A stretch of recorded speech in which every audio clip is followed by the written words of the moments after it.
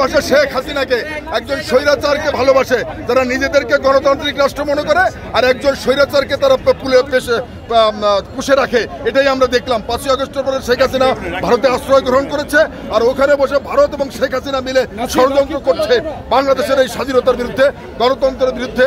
আমরা এর বিরুদ্ধে সবসময় প্রতিবাদ করেছি, আগামীতেও করব। ইনশাআল্লাহ জয় আমাদেরই হবে। আগরতলায় বাংলাদেশের সহকারী হাই কমিশনে হামলা, ভাঙচুর, জাতীয় পতাকা অবমাননা এবং সাম্প্রদায়িক দাঙ্গা বাঁধানোর ষড়যন্ত্রের প্রতিবাদে ঢাকায় ভারতীয় দূতাবাস অভিমুখে পদযাত্রা শুরু করেছেন বিএনপির 3 অঙ্গ ও সহযোগী সংগঠনের নেতাকর্মীরা।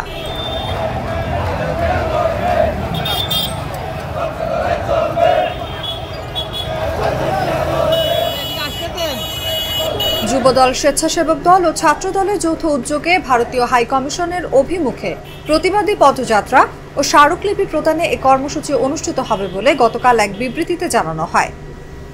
রোববার বেলা 11:30টায় নয়াপল্টনে বিএনপির কেন্দ্রীয় কার্যালয়ের সামনে থেকে পদযাত্রা শুরু হয়।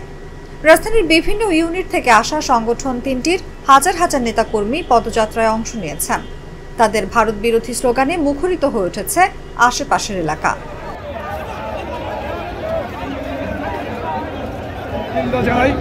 বাংলাদেশ একটি স্বাধীন সার্বভৌম দেশ। শহীদ রাষ্ট্রপতি জিয়াউর রহমানের স্বাধীনতার ঘোষণার মধ্য দিয়ে বাংলাদেশের স্বাধীনতার যুদ্ধ বাংলাদেশের মানুষ উজ্জীবিত হয়েছিল। আমরা শহীদ রাষ্ট্রপতি জিয়াউর রহমান উত্তরসূরি। আমরা যুবদলের, স্বেচ্ছাসেবক দল, ছাত্র দলের নেতৃবৃন্দ এই দেশকে ভালোবেসে বাংলাদেশের স্বাধীনতা সার্বভৌমত্বের প্রশ্নে বিএনপির ভারপ্রাপ্ত চেয়ারম্যান জনাব তারেক রহমান যেমন আপসহীন, স্বাধীনতা সার্বভৌমত্বের বাইরে আমরা কোনো কিছুই চিন্তা করি না। বাংলাদেশকে আমরা ভালোবাসি, বাংলাদেশ আমাদের প্রাণ, বাংলাদেশ আমাদের চেতনা। আমরা বাংলাদেশের জনগণের পাশে আছি।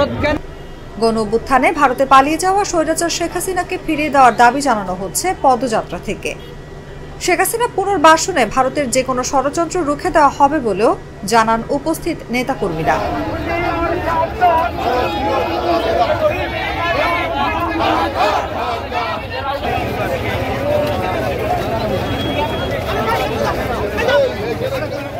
পদযাত্রা শুরুর আগে সংক্ষিপ্ত সমাবেশ অনুষ্ঠিত হয়। পদযাত্রা শেষে ছাত্রদল, যুবদল ও স্বেচ্ছাসেবক দলের পক্ষ থেকে ভারতীয় হাই কমিশনে একটি স্মারকলিপি দেওয়া হবে। পদযাত্রায় উপস্থিত আছেন বিএনপির সিনিয়র যুগ্ম মহাসচিব রুহুল কবির রিজভী, যুবদলের সভাপতি আব্দুল মোনায়েম মুন্না ও সাধারণ সম্পাদক মোহাম্মদ নুরুল ইসলাম নয়ন, স্বেচ্ছাসেবক দলের সভাপতি SM জিলানি, ছাত্র দলের সভাপতি রাকিবুল ইসলাম রাকিব ও সাধারণ সম্পাদক নাসির উদ্দিন নাসির।